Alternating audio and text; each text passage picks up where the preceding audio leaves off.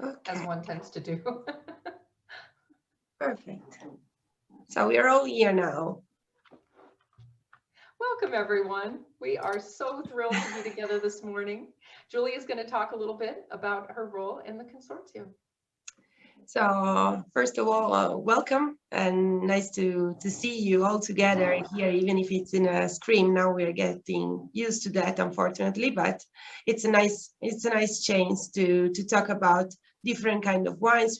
Now we are the third and the last appointment, so we know the instruments a little bit. It was totally a new format for us.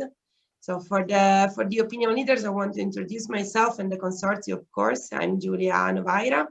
Our consortium is a private consortium, so different from a consorzio di tutela. I just want to point out that because it's not so easy to understand sometimes. We have more than 230 winery from all over the region of Piedmont. So some of you took part to different round table and you had the chance to meet producers from different regions, so not only Lange. Our role as a consortium is to promote wines abroad. So basically we organize events, which as you can imagine is a hopeful moment to do that job. But what we are doing is to do our best to keep on doing that kind of thing. And of course, it's the traditional kind of events, the walk around tasting, the incomings are not possible now, but we can do some other things. The online way, for sure, it was a discover because it's interesting how many things we can do without moving, and sometimes it gets also, I mean, in a sense, also less expensive to meet people around the world this way. We can put many people together, like in this case, we have many opinion leaders, and we are really happy to meet them. This roundtable will be about two themes. The one is the most important, according to us, it's the climate change, because it's something that you can perceive in the wines. At least COVID can stay out of wine. It's a problem about selling, but the wines is not touched, so luckily. So as I said the other times, the role of journalists, influencers, opinion leader as you are is really important. It's really central in this moment because Piemonte has fine wines, so we did a hard job to let them grow in the time in terms also of the price they have now and the knowledge that people around the world has around our wines, not only Barolo, of course. I'm speaking about all the other appellations. The risk that now is really high is that we lose this kind of level that we have reached during the time, because the quantity of we didn't lose so much in terms of quantity as a region. The problem is about the price. So your role now is is to help us to stay high in a high level. We are perfect. We are Piedmont. we are the best region in Italy. So. No, in any case, I'm really happy about this tasting. Climate change, as I said, it's really another important issue that all of producers are facing in different way according to the region they have, the kind of grape they have. So I think it will be really interesting for them to explain what you have tasted, because of course you are on the other side of the glass and you will taste for sure and you will have your own ideas, but at the same time they will explain you a bit of their intention. I just want to say thank you, first of all, to Deborah, that we are at the last opinion leader roundtable. We did a great job together. She was so interested in knowing you and doing the best job possible to put in contact opinion leaders and our producer. She was really sensitive, and that's great, according to me. The second thing is I want to thank Miss Karen McNeil. She's here. She has been with us for all the sessions, and she provided her line of glasses. They were first. She sent the glasses to all opinion leaders, so they had the same experience, which is great because it will be easier to compare. So thank you, Karen. And then no, I'm done. Thank you very much. So I don't want to steal more time. If you need anything, if I'm in chat, I have WhatsApp here. We will follow an order this time. So there will be, first of all, Paola from La Mesma. Then we will go to Monferrato with Ricca Succola in Scarpa, for speaking about the wines of Scarpa. Then we will move to Roero, and there is Giacomo here. And then we will move to Barolo. So first Alessandro from Rocche Costamagna, then Denise Marrone, and then finally, I don't see him anymore, Daniele Conterno. Is he? Okay, sorry, I lost you in the... we will follow an order so that all of you will have the time to speak. If you need anything, if you are not satisfied, if you want to add something, please just write me and we will do our best to help you. Thank you very much. Thanks so much, Julia. Thank you very much. Well, Paola, I'd like to welcome you to the floor this morning, and we're going to ask each producer the same 2 questions, and then hear your response and open the floor to the opinion leaders for their questions. So first question is, if you're experiencing climate change, what are you doing about it? And second question is, why did you select the wines you chose today to show us?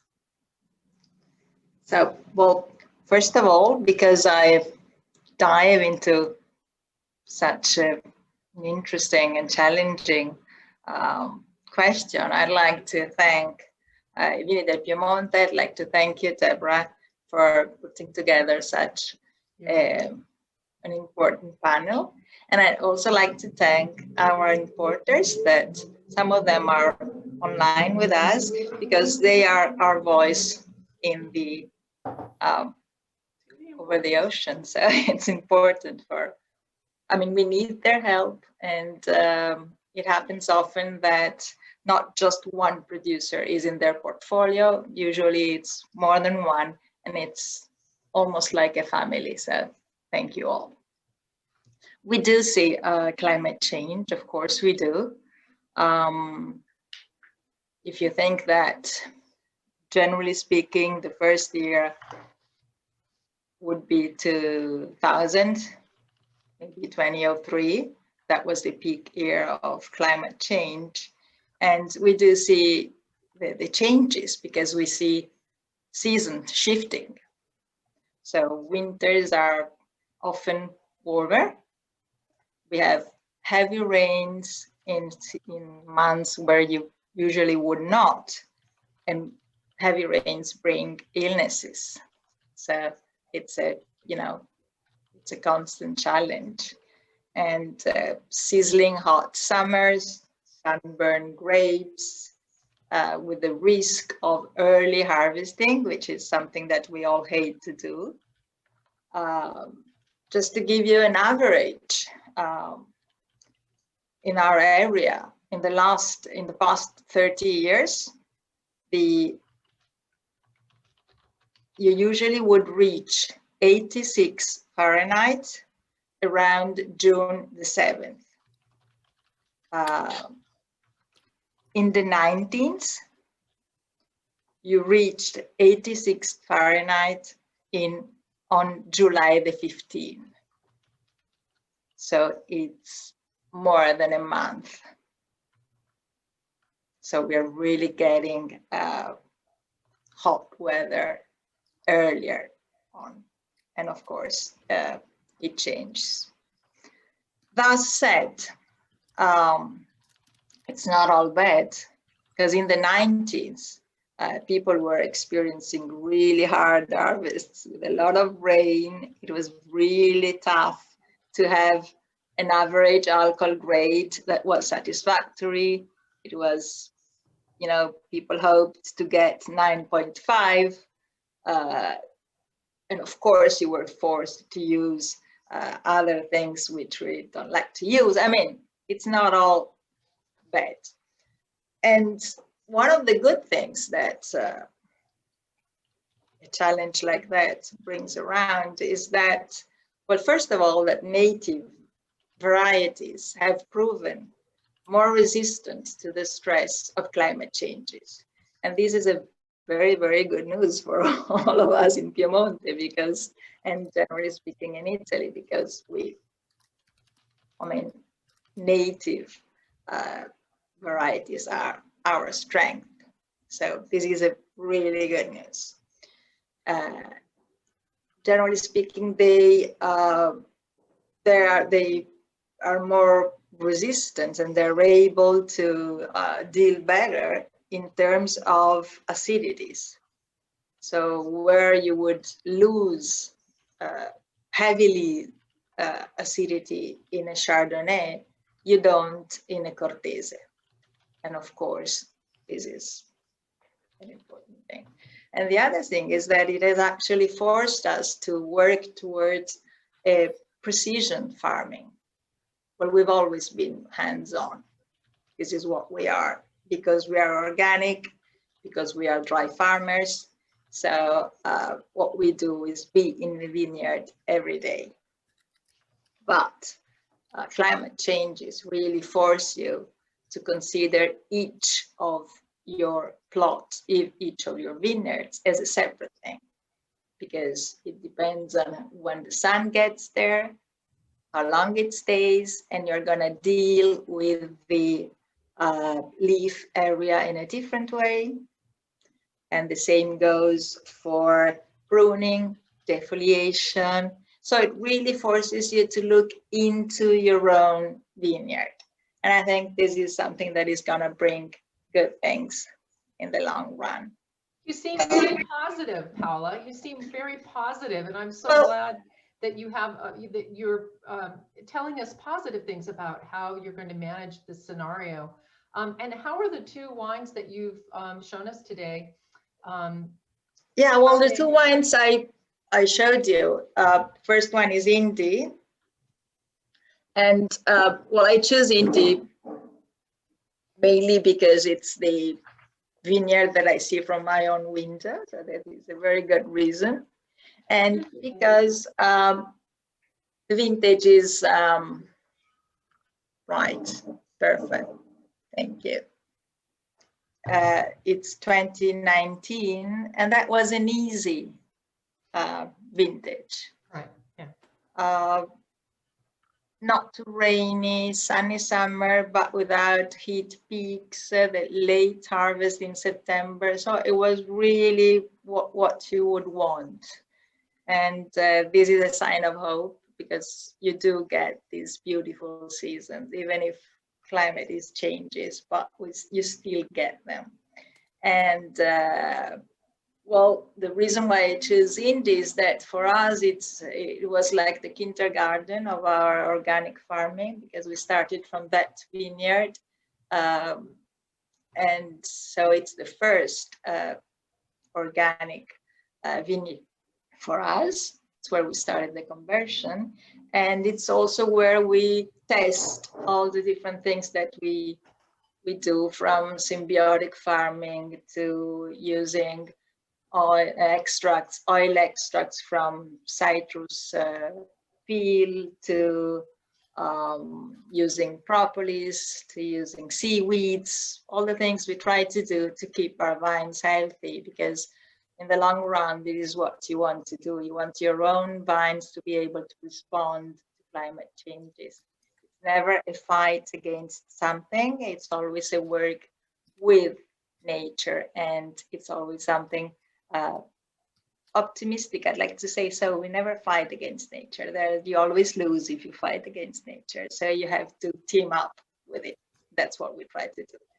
The Riserva, on the other hand, there it is. The worst vintage ever in terms of weather. So it's 2017.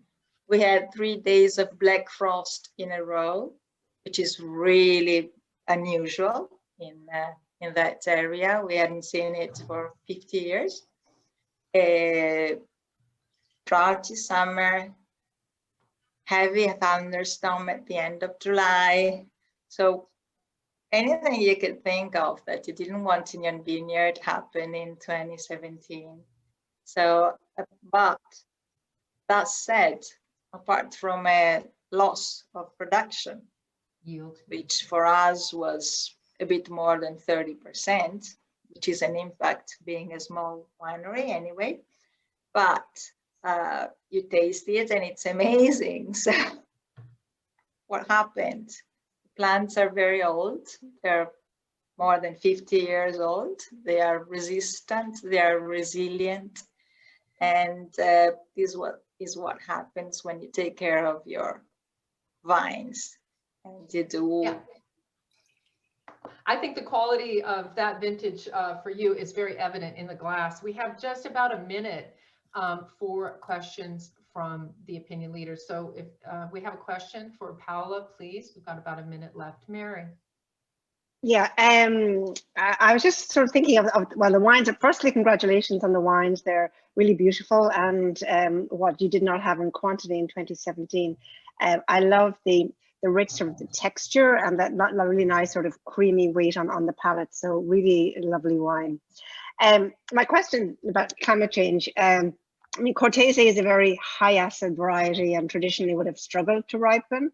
So I guess, are you, I guess, in a more favorable position than maybe perhaps growers of other varieties in the fact that now you maybe have more assured ripeness every year? Yeah, I would say so, because even with the, we get to have beautiful grapes ripe, and the acidity remains very, very, I mean, not high, but in the normal levels. Let's say, I mean, the Indy, which is vintage 2019, has an acidity roughly 5.8, which is a good acidity in our terms. So even with climate changes, it's staying. So I really, it's, yeah. I'd like to. To us, it worked. Thank you. Thanks so much. Since we have one more question for Paola before we move to the next producer. So Jillian, you had a question? Sorry, Deborah, I see a question on the chat. Shall I reply to? Yeah, Jillian, would you like to pose your question? Older? I think Paola answered it in her response to Mary, Okay. but wondering if older vines tend to respond better to the climate changes. You know, she mentioned, Paola, you mentioned that native varieties are responding better. Do you find that with older vines as well? Absolutely. Yes. Yes. Yeah. We've been questioning that about indigenous varieties and vine age. Okay, we have one more question from Alder, then we're going to move forward. So Alder, would you like to pose your question? Oh, sure. I was just wondering about the differences between the Indy and the Riserva, whether it was, you know, sort of, it sounds like it might be a different vineyard site, but also what the winemaking and aging differences are between the two bottlings. Yeah, sure. They are two different sites. Indy, it comes from a vineyard in Monterotondo, and Riserva comes from a vineyard in Tassarolo. They are not that far in terms of distance, because we're all talking about small distances, but the soil is completely different. In Indy, it's a really poor soil, white limestone, whereas for the Riserva, it's a red clay soil, so much richer in minerals. The winemaking process is different as well, because Indy comes from a pied de cuve vinification, because we really wanted to have a different mouthfeel in that, and Indy stands for indigenous, and so we wanted to express this indigenous yeast. At the same time, we didn't want to lose this very elegant nose. That is something that we favor in Gavi wines very much, and we didn't want it to be too funky, if you allow the term. So we use a pied de cuve for that reason. Great. And Riserva has a much longer aging. It's more than a year in cement vats, and then at least another year in the bottle. So yes, they're different in the cellar as well. Thank you, Paola. We have a much better understanding of your wines. this morning. Thank you very much this afternoon. Okay, the floor is going to shift to Rika Sukula from Scarpa Winery. Welcome, Rika. Thank you very much. Nice to be with you all. Okay, so our questions of the day. How are you experiencing climate change and how are you addressing it? And why did you choose these two wines for us this morning? And I'm going to just leave us a couple minutes for questions at the end. So I'll give you a high sign about, when there's a couple minutes left. So our opinion leaders have an opportunity for their questions, okay? Sure, thank you. Yes, Paula was very thorough about the climate change itself, having both pros and cons for a traditional historical region like Piedmont. And I like to think about the issue and the way that we're approaching it here at Scarpa. I hope at a very wide angle view of all parts of sustainability as well. So including very much the sustainability issue, the preservation and saving energy, for example, here at the cellar. So not only the climate change actual issues at the vineyards, but also what we can do about it here in the cellar and at all activities that we do.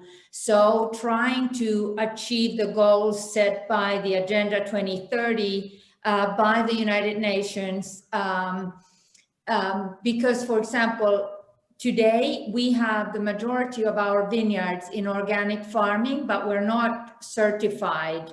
But we apply all sustainable farming actions, and our priority to combat the climate change in the vineyards is prioritizing biodiversity.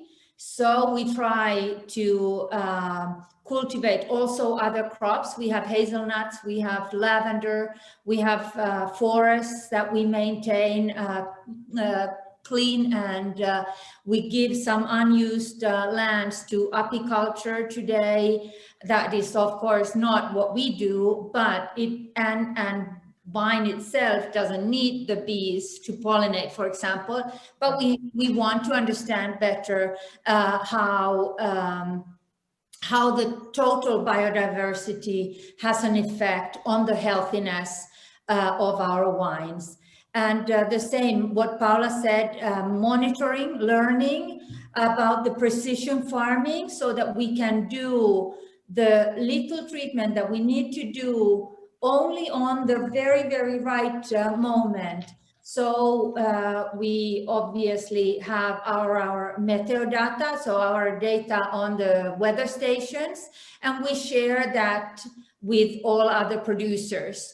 The same with insect control, insect monitoring. We have these new little boxes in the vineyards that the insects fly through, so we don't kill them or we don't catch them anymore in the little sticky pieces of paper, but it is a little thing that they fly through or they climb through or whatever they do.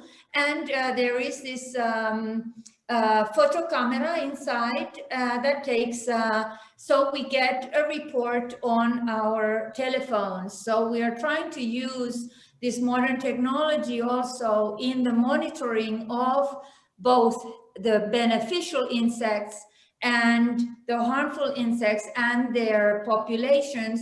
And that again is something that we share with all other producers. So from our vineyards, we show and share the data on an open platform to all other producers, and we get the data from others. So we see these trends because climate change is not an issue about a vintage.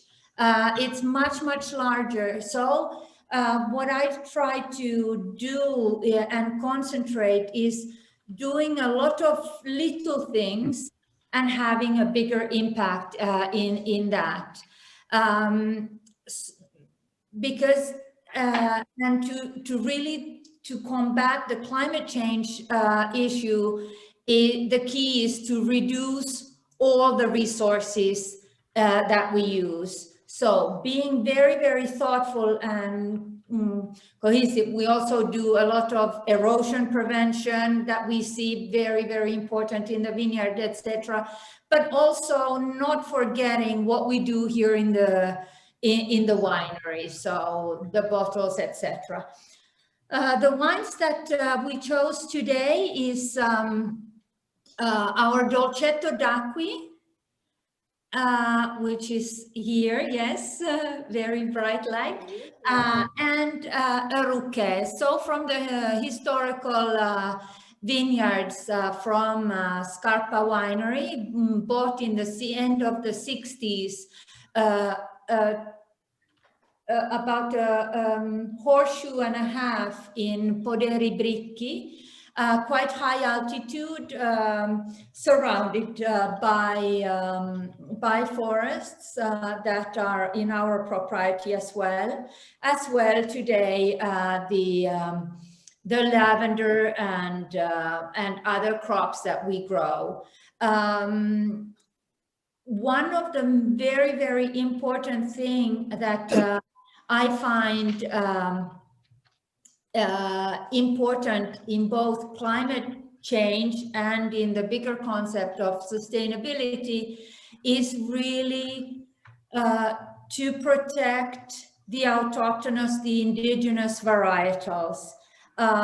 There's a lot of studies, there's a lot of scholars trying to combat the climate change by developing varietals that are super heat resistant, super alcohol resistant, super drought resistant, super this, super that, but that's not sustainable, because if we lose the vast variety of autochthonous varietals, the wine lovers very shortly don't have much to.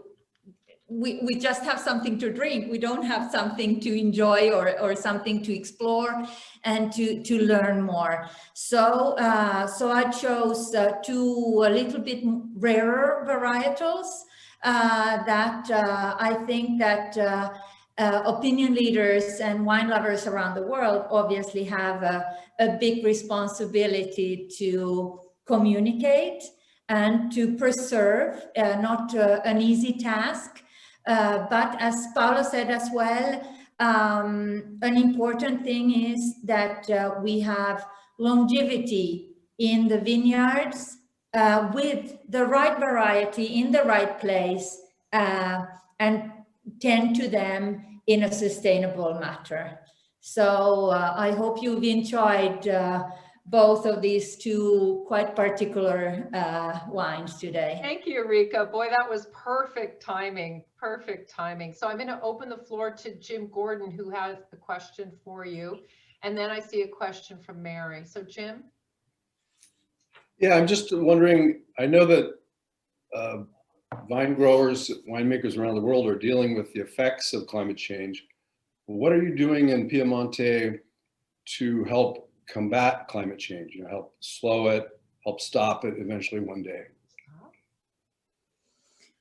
Well, stopping it is probably not possible anymore, but combating is really the reduction of the impact in every kind of a sense.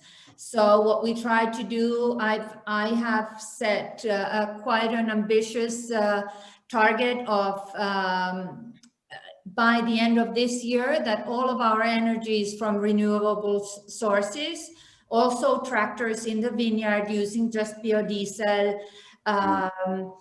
And none of these issues are easy because there's so many points of view. It's not, there's no one answer that is valid for all. So for us, for the low-hanging fruit is energy saving and being all renewable energy sources, recycling the water. So we have invested and renewed our old rainwater collection tanks that we can use.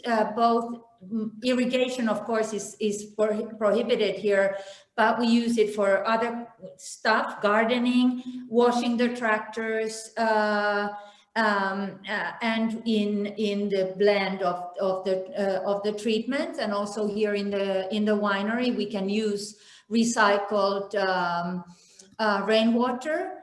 And then one big issue for us, of course, is that we are changing now about 15% every year to a glass bottle that is made of 100% recycled glass. So reusing, reutilizing the resources and reducing the resources. Those are the main issues. Then in the vineyard, combating the climate change, it was with erosion combating. So we use the soverchio, that the undercrop that we don't mow, we just cut. Very low tilling, we don't go into profondità. The precision, what also Paola mentioned, the precision in the vineyard. So we only enter at the right time so that we gather as much information from the weather stations and from the back stations as we can. We also do drone imaginary. That's very new to us today. We still don't know how much we're going to save resources by doing hovering around with and doing the photo. Of course, the human impact when we go and analyze the leaves or the condition. So so we try to do a lot of things and monitor the impact. Great. Thank you, Rika. That is fantastic. I've learned 3 new things already today about precision farming. Really appreciate that. Thank you so much for your time. We have far more questions than we have time for this morning. So I really encourage everyone to follow up directly with your producer with your question if we don't get to it today. And I'm sure that you will get a wonderful response. Thank you so much, Rika. Thank you. And I'll also answer on the chat directly. So great. Please pop on the chat. Get those answers in there. Thank you so much. Okay. I would like to welcome, is it Roberto we have from Malvirà this morning? Buonasera, I'm Giacomo da Monte. Oh, Giacomo. Ciao, Giacomo. Hi. Buonasera. Roberto is my dad. Okay. Yeah. Hi. Make the aperitif near me. It's good timing. Okay, so Giacomo, by now you know the 2 questions we have for you this morning or this afternoon. Yeah, sure. We have a bit of different idea for everything is the climate changing because yeah, it's true. We have a different climate now. It's warmer, but the early beginning for Piemonte is a pretty good thing because we passing through wines that are made it in 16, 17. Are kind of vintage that during 10 years you can make like 2 good vintage, something like. So now we are moving to something that in 10 years you can have it 9.5, something similar, good vintage for that. Yeah, there is a difference on the product. Something is better. Now we have the biggest part of the Nebbiolo arrived in a better technical maturation because we don't have it. Nebbiolo is like a 10.5, 11, like in 70s. We have a kind of Nebbiolo can arrive to a full maturation. But as Paola says, that you have to taking care on in which part of your vineyard you are. Yeah, it's true. There are differences because actually I act in East and West exposition like my grandfather acting in South, and that is true. Because we just, we can say that we have split that technique. So in the 2 sides of the hill, East and West, you have more or less the soft condition of the past. Just to give you the idea, now we have all Malvirà winery is on organic certification. So our main focus is do less job possible on the plant to have the better result. I don't want to make something go, make a different kind of grow for the plant. It's just using a bit your head when you're working with the different vines. That means, okay, everyone in past tell you that we have to ripping away all the leaf from the cluster from Nebbiolo to have a great exposition. It's true if you are in 60. Now you have to understand what's happened. So we're ripping away just like the 20%. Okay, then we see is a colder vintage, we're ripping away another 20. So normally it's better use a more gradual approach on the different kind of wine. Or the part for organic is something that we have decided because we live in the middle of our vineyard. We know it, we have to expend more money to make that kind of job, but it's less than what we have to expend in the future. Because in that way, we prevent our vineyard and we prevented our houses in that way. So it's a circle in that part. So we have decided to taking a bit that way. And good things to know it is also that people in past were a bit scared from something like, it's true, becoming every year is warmer. What's happened particularly for the white wine, because you risk to lack in acidity.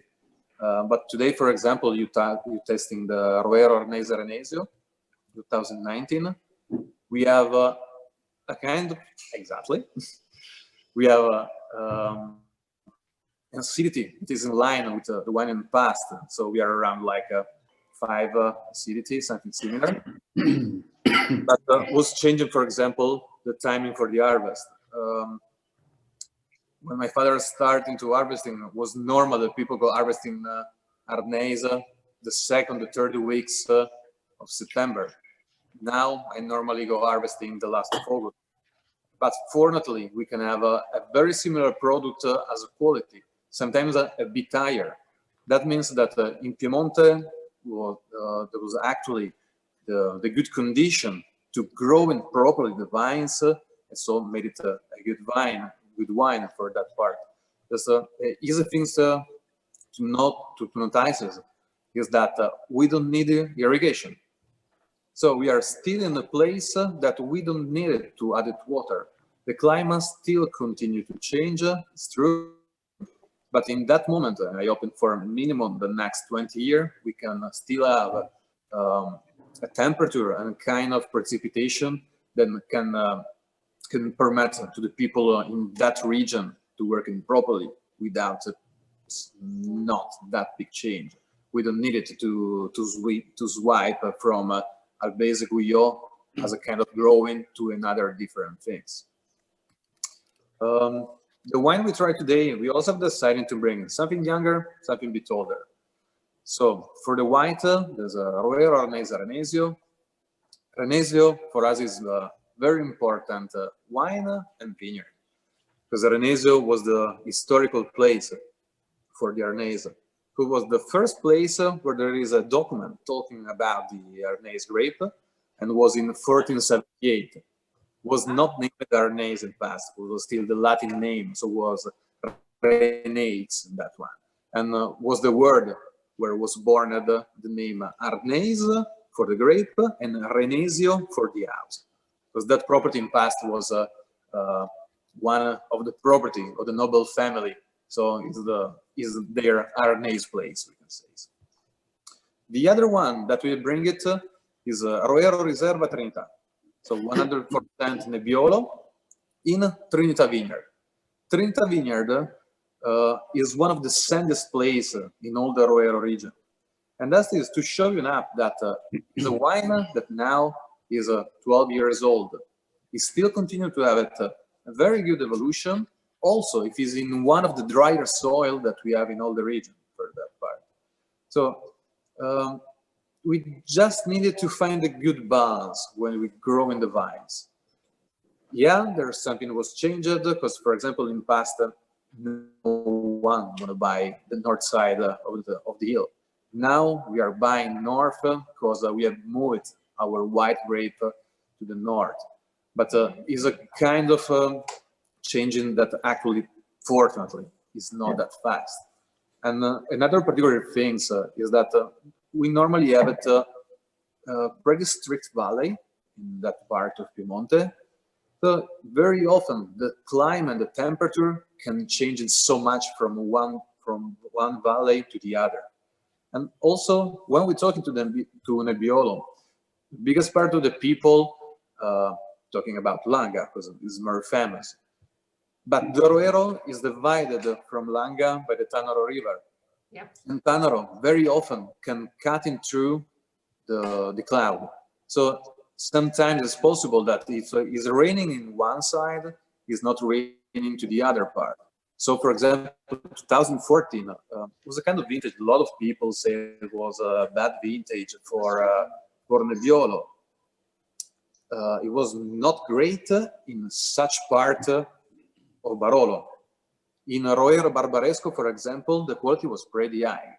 Also, if journalists decided that 14 was not that great. I think it's because they tried the biggest part of the wine from the Barolo part, for example. But in Roero, in all the part of Barbaresco part near Tanaro, you can find it pretty good wine for 2014, for example. Great. You know, Giacomo, thank you so much for that wonderful introduction to the two wines. We need to have a couple minutes for our opinion leader questions. So I'm going to go ahead and open the floor. You know, we had a question from Martin Reyes, which was a segue from an earlier question.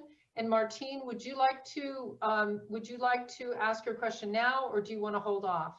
Sure, I can. That's fine.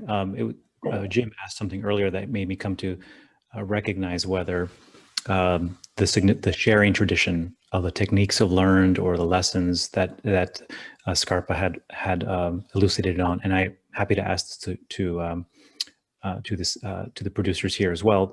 The discussion spreading is whether or not those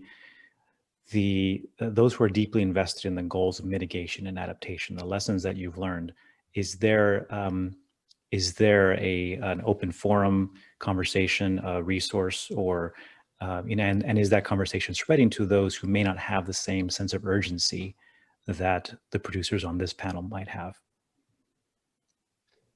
So Giacomo, are you sharing information? Yeah, but it's particular kind of a share because very often is not kind of like a public share of information, because you normally go for your neighbor, people that are more in your area. Also because the information you have in that part for Roero sometimes cannot be important for another guys is the other side of the river, because they have to act in a different way. For sure, there are a few kind of job that is better to acting together, particularly the part for the organic. Just Malvirà organic is good, okay, but if all our neighbor, other people near us is organic, you can work more properly on an easy way in that part. And also when you have to make control for bag or something similar, you don't have to spray, because you still have a more safe OASI, something like. So normally it's easier on that part. So more people do it, easier is for everyone. Great, okay. I'm sure there's far more responses to your question, Martin, and I would like to hear the response from every panelist in the chat to that question, because it's a broad question. If I may, is there anybody else to ask? Because I did have a specific question about Trinità, because this is the oldest wine that's here, yes, I believe. This is the 2009 is our oldest vintage. So you have this time capsule, right, where we're now tasting it 12 years later. So has your viticulture and vinification process evolved while you've made Trinità over the years? In other words, keeping the structure and evolution that we see in the 09. Now, any lessons learned that you're evolving or adaptation if you were to make, as you make a Trinità 2021, 22, and so forth, changes between a decade from your own philosophies of winemaking and viticulture? Yeah, sure. We lot experimenting lots in our winery. So every year we normally try to make something different. We started with the Trinità in 1999 in that part, because in the early beginning we just have it one Roero Riserva. But in '99 we have split two different single vineyard because the weather and the soil was different. So we just want to see what's happened to different soil working in the same way.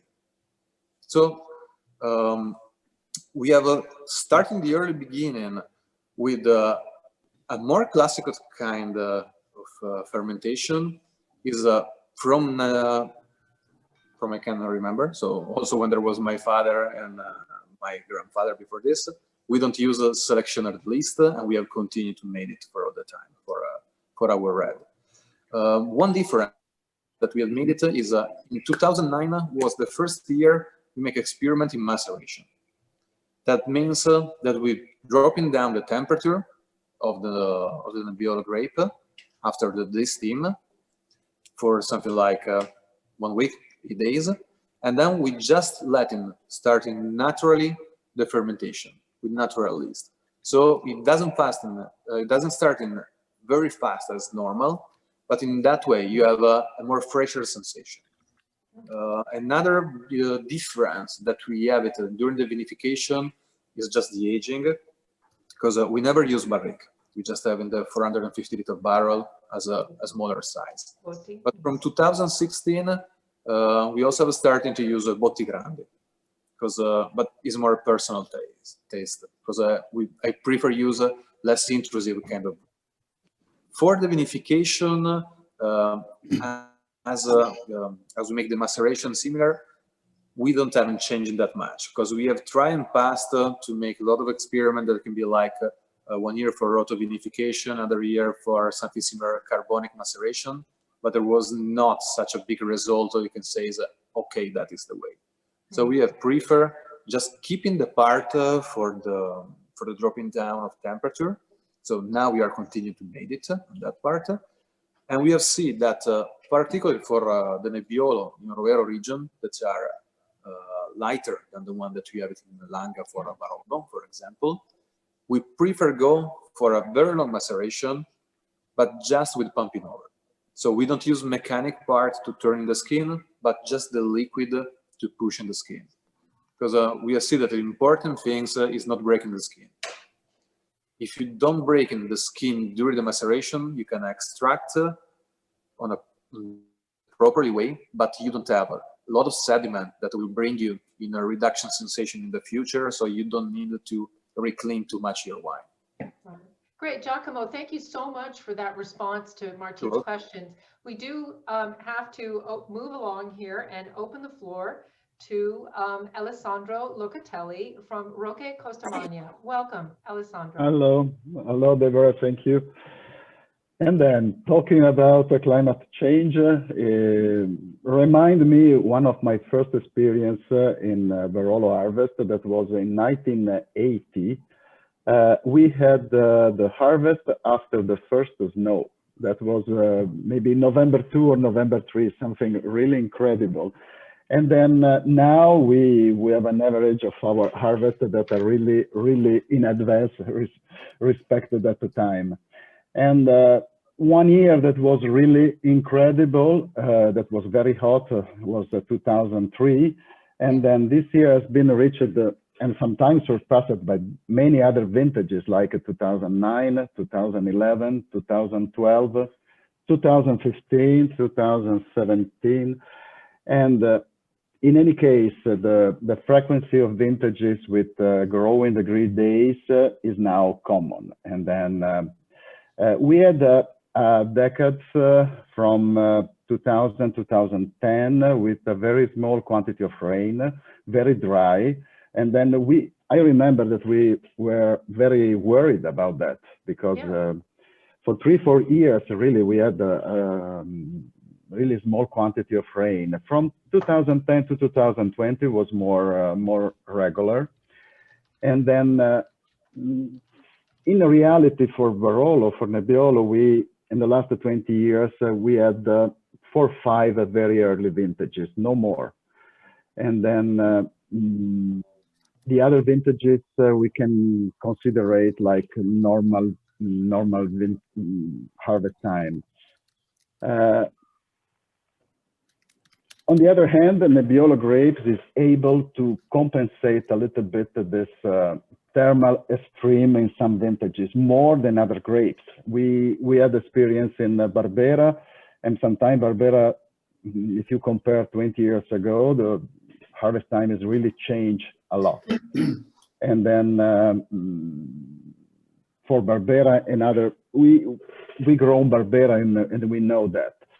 We understood that something was changing, I think, from 1996, 1997, that we had this uncommon, very hot harvest. And then we don't know exactly what is the reason of that, but we know that we have different, really different conditions, that with mild winter and then less snowfall and late frost, that is a problem in a lot of area.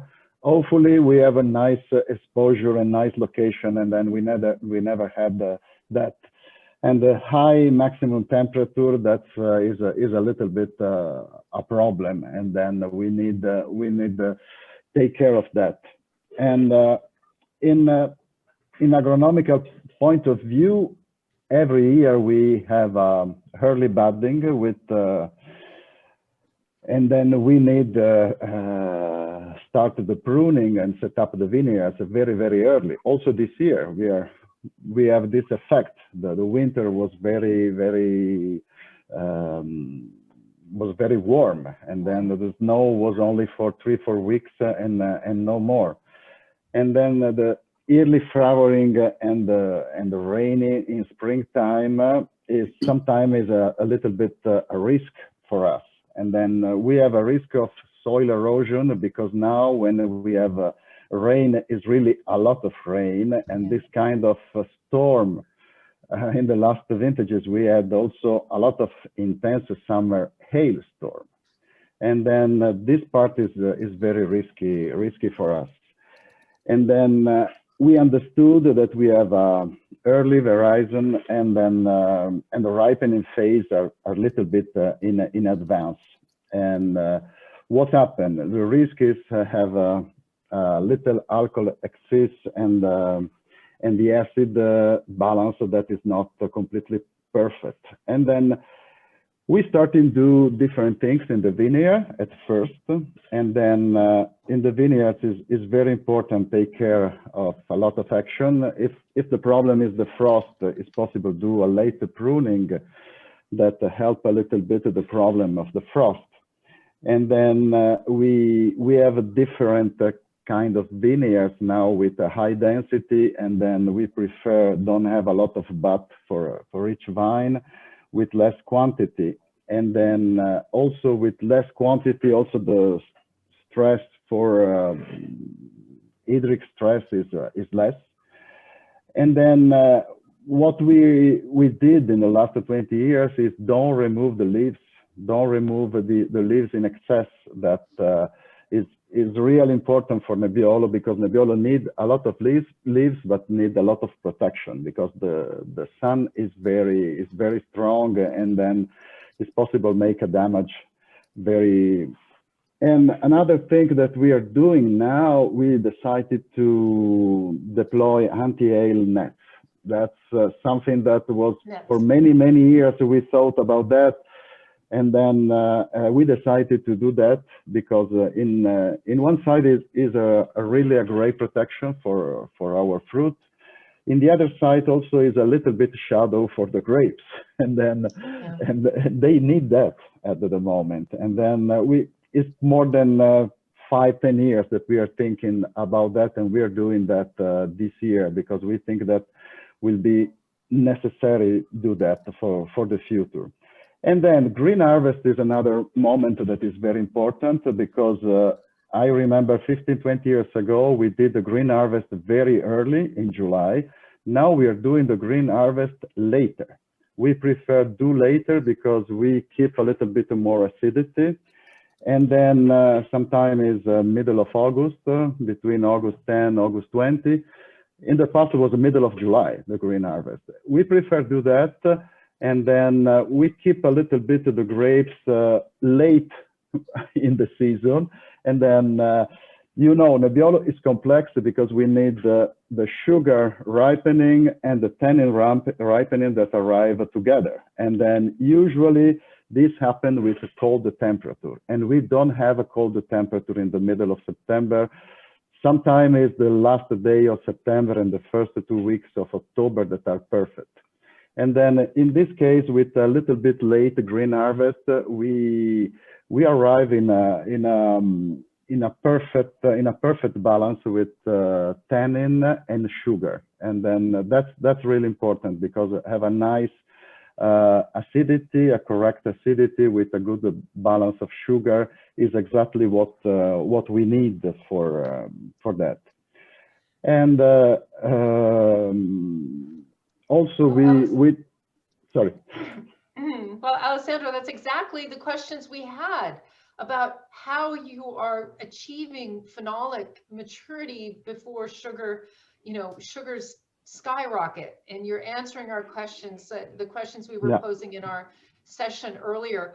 We have a comment from Mary about the way that 2013 is showing this morning, or for me this morning, for you this afternoon and this evening, and today showing very well. It's not a vintage we talked about in our prep session 2013 too much, but the wine seems to be showing so beautifully. And I'm trying to segue to our questions from our opinion leaders now, and I'm a little behind on the chat, folks, because I've been taking notes. So let's see, are we, Meg's question was answered, and we have a question from Mary, I believe, about, oh, is that question answered? Sorry, I'm catching up. Okay. So here's a question. I think Alessandro answered. Hello. Hi, Alessandro. I think you answered a lot of the questions that I had. I mean, I just had one other about, is anybody looking at adapting rootstocks to try slow down ripening as well, or, you know, manage the vine height, the trunk? Sorry, can you tell me again, because I didn't understood. Apologies. I was wondering, is there any conversation around adapting rootstocks as another measure of slowing down the ripening season so that you align the tannin ripeness and the sugar accumulation? It's really important to have the right rootstock in the vineyards, and then we remove all our vineyards in the last 20-25 years. I think that I'm really happy because we have this incredible vineyards in Rocche dell'Annunziata that is really fantastic soil. We have an incredible quantity of water underground. And then also in very dry vintages, we don't have any problem with quantity of water for our vine. And then we take care, and then we are sustainable from many years. And then we are used to cut the grass and keep the grass on our vineyards to have a perfect balance, and keep the soil a little bit cold also when the season is very hot. And then I would like to tell you also something that we do in the cellar, because we understood that sometime in the harvest time we have a very high temperature during the day, and we make the harvest in a small plastic basket, 20 kilos, during the day, and we keep the grapes overnight outside for have the temperature that go down a little bit and crash early morning at 6-7 o'clock the day after. And then we have the temperature of our grapes that fell down 10-12 degrees naturally. And after that, we do a little cold maceration before the real fermentation. And then we realize that it's really important, the perfect time of harvest, to find the right balance between sugar and acidity. That's the first point, but also keep all the fruit that is inside the Nebbiolo with this technique helps a lot to have a fruity wines. And then we are really happy to also with the 2017 vintage that was one of the hottest vintages with this style of production. We have a wine that is preserve this aromatic part of Nebbiolo very, very well. But today we show two classic vintages, 2013 and 2016, that for me are a little bit similar quantity of water during the year, not really very early harvest, because both were harvested in middle of October for 2013, I think October 2022 for 2016. At the end are very classic. The tannin are perfect ripe, because this 2-3 weeks with cold temperature in the night are perfect. And both wines shows the real pleasant part of Nebbiolo. The tannin are complex, but not aggressive. And then sometimes other vintages are a little bit different, but I like both vintages. Both are produced in Rocche dell'Annunziata, and then we have 5 different vineyards altogether. One is called Bricco Francesco, that is the highest part of the property, and then in this part we produce always our selection, and then when it's possible we do the Riserva, but not every year. 2013 was really nice. 2014 we skipped the vintage for the Riserva. And then after the fermentation in stainless steel tanks, that usually takes between 2 and 3 weeks. For the Riserva, we do maceration with the cap into the wine for an extra 10 days. Only if the grapes are fantastic, it's possible to do that. We restarted this style with our selection years ago, 25 years ago. That was the old style of Barolo production. And now we are increasing also with the Barolo Rocche dell'Annunziata with a part of this maceration, because the result is very, very nice. We are really happy because we keep the character of Nebbiolo very, very clean, very, very pure. And in the same time, we are traditional in our aging, because we use a Slavonian oak barrel, medium size, for preserve this characteristic of the wine. Great, Alessandro, thank you so much. Now we have all your secrets. We have all your for how you get these beautiful wine, right? Milky tannins. It's no longer a secret. All right, thank you so much for sharing these two extraordinary classic vintages with us. To Taste of 2016 has been a real treat. Thank you very much. We must move forward, and we are now welcoming Serena and Denise from Agricola Marrone. Welcome, ladies. Hi. Ciao, ciao. Nice to see you again. And very willingly, thanks a lot. Thank you so much for being so patient too. So now we give the time now for your response to the 2 questions and to talk a little bit about the wines, and then we open the floor so our opinion leaders have a chance to ask you some questions. Okay? Yes, please ask everything, because the subject at the end is very nice, and you can talk about what you're doing. You know, we work in contact with nature since ever, so for us it's pretty normal to reason in a certain way and to talk in a certain way. And now, listening to the questions, there's something that at the end for us is normal, but it's not that normal.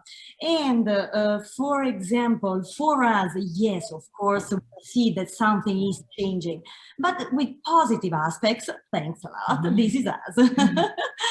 And with positive aspects, because we try to use to follow nature in what is changing, but at the end nature is something that is pretty logical, so it comes back to what it was in the best way it can. So imagine that I was reading a book written in 1860, like a biological whale, written by a monk in France called Dom Denis, so as well with my name, and they were saying 200 years ago what we are doing today, what we are reasoning today. So there have been things in between, but they are connected and not. So logical nature is what we like the most. So for example, today we are talking about the two whites, a white and a red. Talking about the white, it's our Arneis, with the name Tre Figlie, that in dialect means three daughters, so our dedicated wine, so we are really proud of. And talking about this wine, we talk about vineyards that we have close to Alba in a small hamlet called Madonna di Como, pretty high upon the sea level. So we have fresh air, we are surrounded by woods, so we are in like a balance in between the woods and our vineyards. So in a normal way, and in this way, for example, we never experienced something that is bad in this climate change. Yes, of course, we have seen there's less rain. Yes, of course, there's less water underground. But dealing with the tractor, dealing with activities in the cellar, we found only positive responses. So, for example, we are building new parts for the tractor to help the roots to go deeper, to find more oxygen, to find more water underground. The roots are going as deep as enough to fish different minerals that are not the ones that are in surface. So the plants, the better, the more healthy the plants are, the more they ripen in the proper way the grapes, because, you know, the plant must ripen the grapes, because inside there's the seeds that are the children. So this is the logical way. But if the plant lives in the proper way, well treated, well helped, it can feed the grapes as much as possible with all the substances that we want to find in the glass at the end. So it's just to help her to do that. And then, for example, in the cellar, we started using the élevage sur lit also for the whites and not just for the reds. That help a lot because the yeasts are 1 to 100 in the protection of the quality of the wine, like the sulfites, but they are natural one, and we keep their localness inside. So the indigenous yeast are the best way to focus, to personalize the wine without doing anything else. So just to have an idea for the white. For the red, for our Barolo, it is exactly the same. So, for example, yes, it is exactly true what everybody said, that the Nebbiolo needs more fresh air, Nebbiolo needs to be more covered by the leaves. That's perfectly all right, because we leave the leaves protecting from the south of the sun, but not just because the sun is turning. And so we need more protection. So maybe we need to make it 2 times to give the protection to the grapes, to the cluster that it is needed. If not, they can dry because, yes, of course, the temperature has increased and so on. And then, for example, we are dealing with substances that are already inside the grape together with the anthocyans and the benzonoids, but those give the first smell. So they are ready immediately after the harvesting, immediately after the fermentation. What I'm talking about is called norisoprenoids, that are the precursors of the second smells. So they ripen when the chlorophyll and the carotene starts to go down during the veraison, and you will find them exactly like a curve in the future. So if you worked in the proper way, they are well preserved, they are not oxidated, they are what gives you the difference in between the Nebbiolo and the Barolo. So it's really, really important. Just that in the last 50 years, even more, people didn't know they existed. So with the climate change that gave us higher temperatures, so also easier life in the production, this is something that you need to mind that makes the difference in between a regular wine and the top quality wine. And it's easy because again, it's nature, because it's again something that you don't need to add to your wine. It's already there. You just need to find a way to use it. So the answer to all the questions in the chat and so on, we can't do something to change the process that is on in those days, but we can restart thinking as a plant is thinking, because she has the roots underground, she can't move.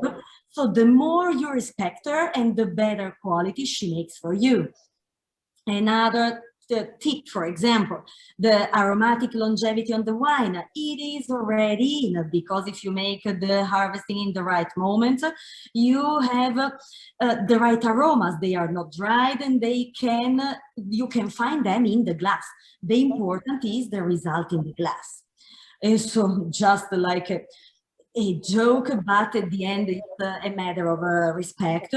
We started using boxes that are called FSC, that for each plant you cut, one plant is replanted. So it is maybe nothing, but it's something that we are proud to do.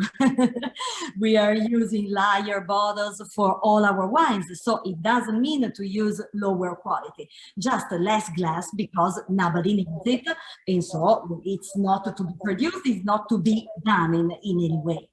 So that's fantastic.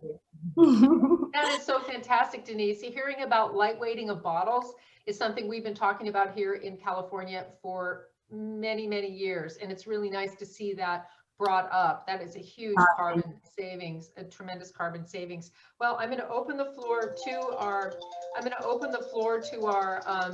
opinion leaders. I've got some questions in chat. The chat's very busy today, so I'm keeping me on my toes here. So can I ask our opinion leaders to open a question for Denise, please, or Serena?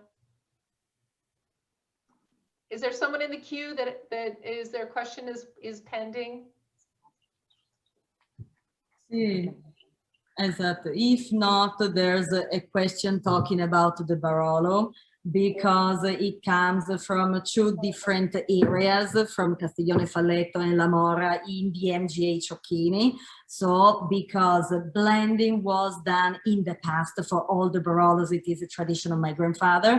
Even more now, blending means having the opportunity to balance. So if something changes in a place and something changes in another place, putting the two of them together. So we thought it was the right Barolo for the talking of today. Okay, question. Okay, Mary. Yeah. Please. Yeah, just when you mentioned, thank you so much. I mean, I think you gave us a lot of insights. So it was more kind of thank you rather than a lot of questions. Just when you mentioned about blending, so do you think that blending, there's been sort of a trend towards single this, single, everything single site and the subdivisions. Do you think that blending will become an even more important tool to manage climate change going forward? It could be because of the reason I was mentioning, because you can take the best from different areas, and because it's part of our tradition. So aside of the Barolo, we are making specific blends using our experiences coming from the old tradition. We make a blend so-called San Carlo, because Carlo was the name of my grandfather, and it is our blend since ever, our family blend. So made from Dolcetto, Barbera, and Nebbiolo, so 3 different indigenous grapes, because what it was said already tonight, it's that the indigenous grapes are better and better because they were born here and they are just applying to what the climate is doing. So why not? And more the human side is that in a blend you can put something coming from you, from your taste, from your experience, from what you have in your 4 generations of production. So the two things going together, as a producer, we like a lot. Great, Denise, thank you so much for reminding us about the human factor, because we tend to be very technical over here.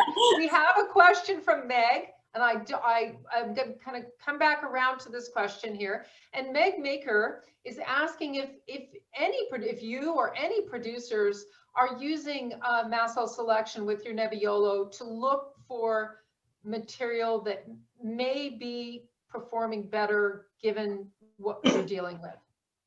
It is a subject because we are talking a lot about that. Because the American food, what it is traditional here, it's like to put together someone who was born in Texas together with someone who was born in Barolo. And so the food of someone born in Texas, maybe today it's already too warm. For me today it's already too cold. So the two things together, they have been good till today, but maybe today it's needed a divorce. And so using another food, using another route could help. We're making experiments. Great, well, good to know, and we'd like to know more about your experiments going forward. So thank you so much, Denise and Serena, very much. So now, last but not least, we welcome Daniele Conterno. Daniele. Buongiorno to everyone. Thank you for coming today. Yeah, now it's a little bit difficult after all people talk about to do something more about this, but no, I think you have one point on my mind, you make a little bit more confusing because for sure I'm the last winery for all winery we have today on the tasting. Maybe not last winery, but for sure the last brand, because with my new wine, Daniele Conterno, I still to make winemaker for my father wine and my wine.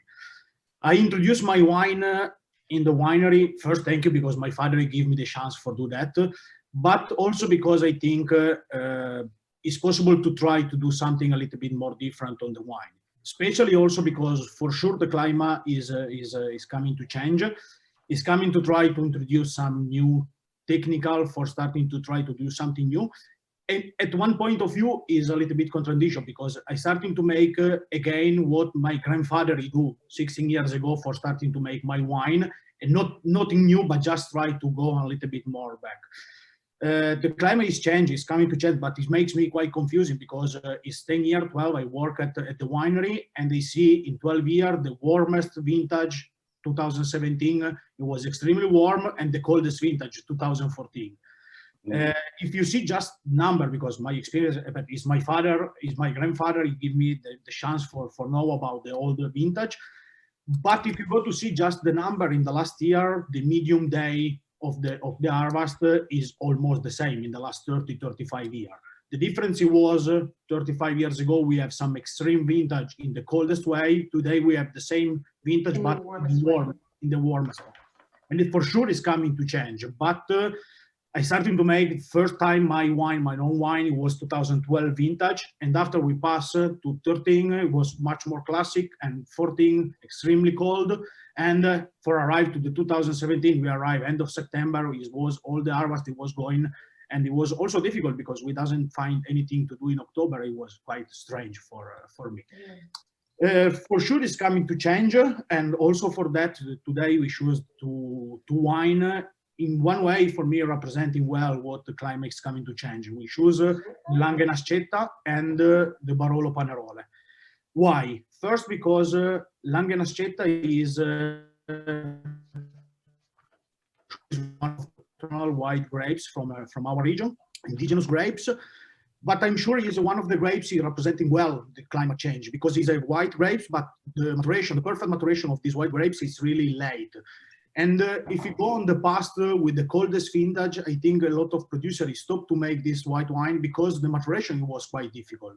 Today, with the climate changing, moving to the warmest season, in one way it's more easy to produce this type of white wine. You have the 2020 vintage, it's absolutely young vintage, but for lucky, baby. Yes, but for lucky, I totally sold out about 2019, and that it was in some way a problem for me. And the 2020 is coming now in the States, when it's also quite young. But is one of the white grapes. It takes a lot of time for arrive to the perfect maturation and for have a good balance with the tannins. And is also white wine is support very well the extreme warm vintage comparing to the coldest vintage. Panerole is a little bit the same because we still Nebbiolo, we still producing with the Nebbiolo grapes, but we are in the south of the region of the Barolo. the characteristic of the valley of the Panerole is to be valley open on the way to the mountain. Where the winery is located, we are in Bussia, is exactly the opposite, because the valley is open on the way to the Pianura Padana, and it is all times warmest, wind, 1-2 higher temperature on the degree comparing to Panerole. Normally we have a 10-day difference between the harvest between Panerole and Bussia, because the valley is totally opposite than more difficult also, for example, because we're planting a new part of vineyard in 2017 in 2016 in Panerole, and after that, when you have a vintage extremely warm like 2017, it was quite difficult because with the radical part really high, it was quite difficult to save the vines, the plant. After that, I think also is quite changes. Not only the weather, because for example, we have the same amount of water in the last 20 years, but if 20 years ago we have like 40-45 days of rain, today we have the same quantity, but on 20-25 days. And that's also make big difference for the vineyard, because first, the soil doesn't have a time for really take water inside, but is really like more strong. We have much more strong is correct, temporally. Yeah, I hope so. It's strong, and with much more risk of the hail in the vineyard. It's more constricted comparing than some years ago, but where its past is totally destroyed.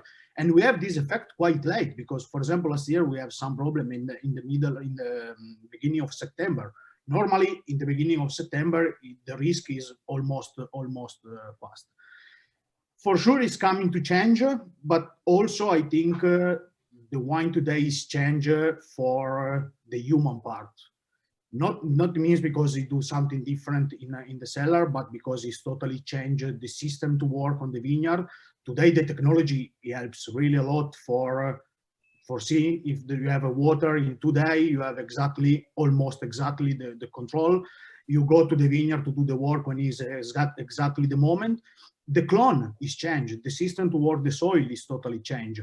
And also this movement for the harvest early comparing than 30-35 years ago, I think in one part is also for this human effect. In the bad way or in the good way, that is not, but it's also that it go to make the influence on for sure on the quality and on the timing of the harvest. That's a very good point, Daniele, that the way of working has fundamentally changed, very, very much so. And I think if we pull back and think about that, could be a point of reflection in terms of how technology has made us proactive in a way that we were not before. We were more reactive, I think, in terms of the way of dealing with the way we interacted with the vineyard. Yeah, like all the producer we have today, we work in organic way. I think in one way today is more easy to work in organic way comparing than 20-25 years ago, because you have a chance for have more control, not control on the but control the day of water, and you have the provision of the future is a little bit short comparing than 20-25 years ago. My father is starting to work in organic after 2003, and that it was extremely warm vintage. And after that, he chose to starting to work on the organic way, because you see, it was more easy and possible. Also, technology facilitated that. Yeah, absolutely. Yeah, the technology has facilitated the adoption of organic practices. We have questions for you about the Noscetta. I see here that Mary Gorman McAdams has asked, are plantings of Noscetta growing? Are you increasing? Have you planted any additional hectares? And are there other challenges like low yielding? Are there challenges with Noscetta that might deter growers? Because this Noscetta is just, it's proposing its future. Yeah. No, I know is a problem to have so young Noscetta like oh, it's delicious. but in one way, Noscetta, some people ask the Noscetta, the white wine like Barolo from the Langhe. For sure, Noscetta is a wine with amazing potential for aging comparing to the other variety we have for characteristics, starting to the characteristic of the wine. I make two different Nascetta because for my father, Franco Conterno, is from the village of Novello. My Nascetta is all from the vineyard in Madonna di Como. The difference is amazing between the two because Madonna di Como you have more sand, is a little bit more fresh comparing to Novello. And in this way, you exalt a little bit more the fruit and the minerality about the characteristic of the Nascetta. And for that, I like to bottling young. Normally, we prefer to keep a little bit more in the cellar, but a lot of problem with the shipment now, and we prefer to ship directly the 2020 now in the States.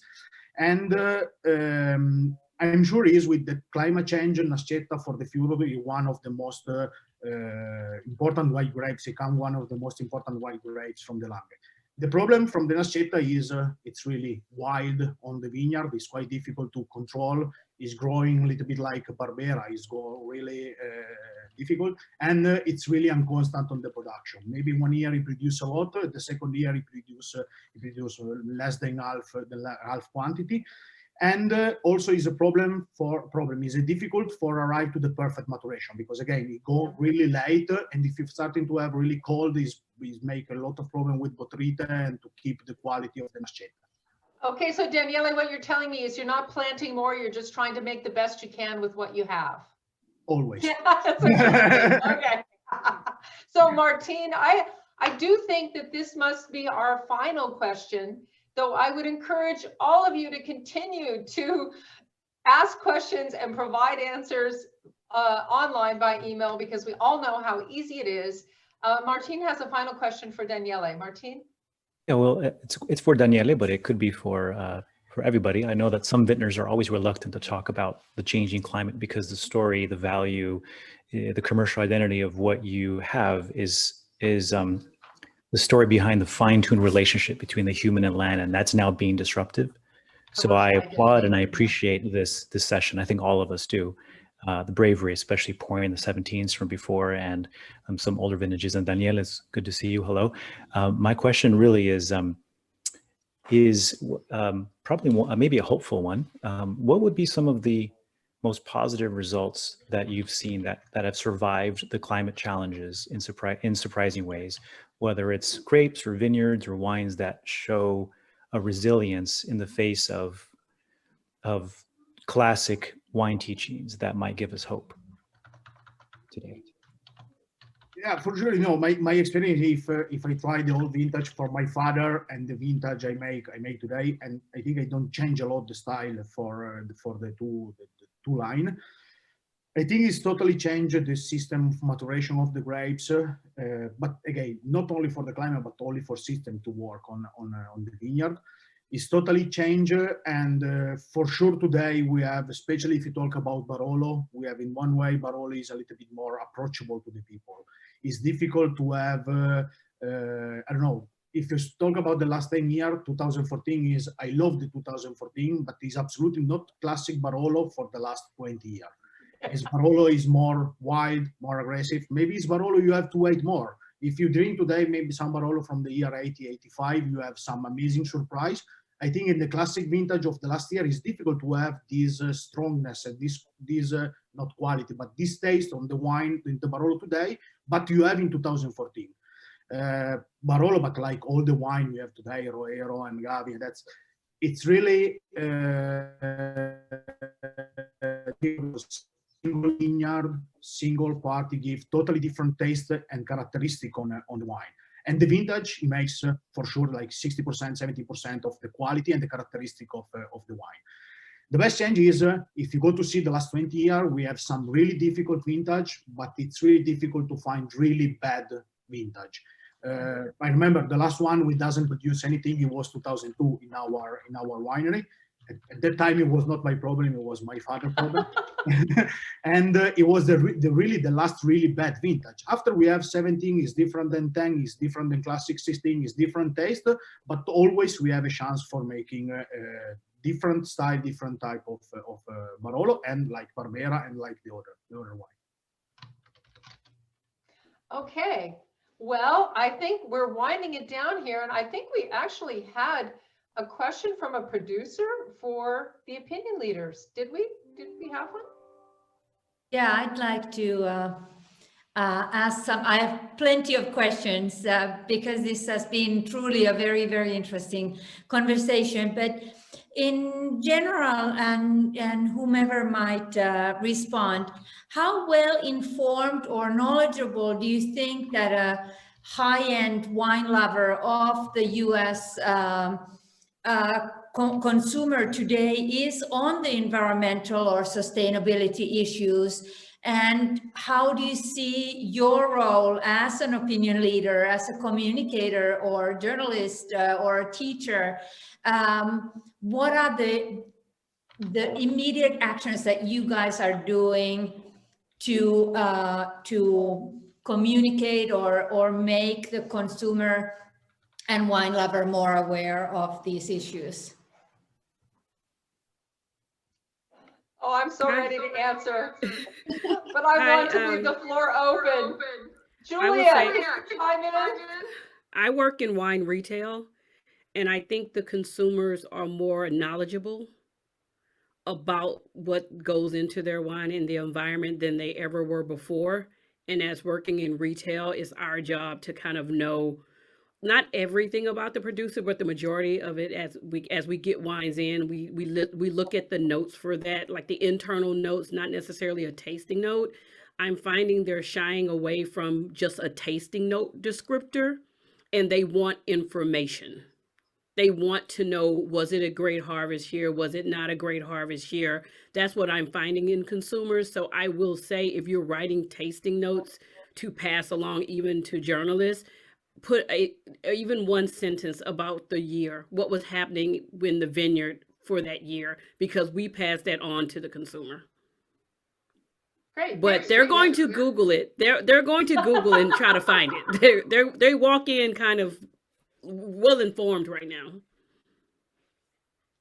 Great. Well, I can tell you, as a person who interacts with hundreds and hundreds of students every year, is that students who are, in many cases, your future customers, because they are in love with wine and they're going to find their way to Barolo eventually. Well, they find their way there in my class because I pour Barolo for them, but they are very concerned about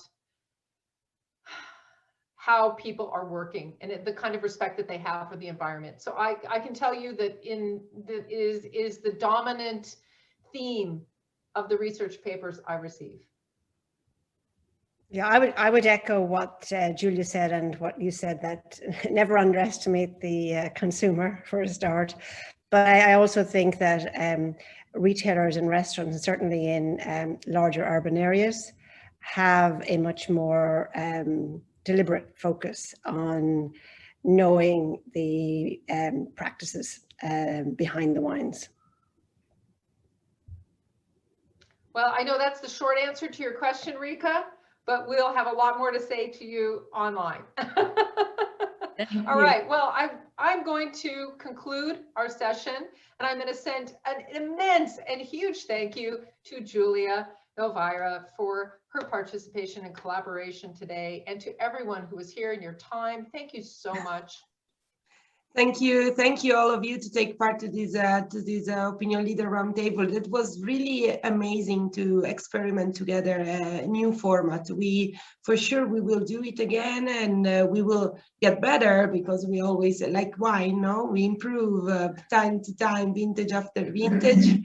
And thank you for joining us. And really, as she encouraged, the channel online is open. We are here to help, but for sure it's better that you get in contact straight with the producer, because they are the one that really has the information that can be useful for you. At the same time, as I said the other times, you're all invited in Piedmont. So now the pandemics, I hope, we all hope that it will be like slowly decreasing, and the possibility to move will be turning again a possibility that is normal for us. So we will be traveling again. So please come visit Piemonte. We will have a lot of producers that are willing to give you information, to provide you information, and let you taste amazing wines. So thank you very much, and hello also from our director, Daniela Manzona. Enjoy your wine. Thank you. All right, bye-bye. Bye. Thank you.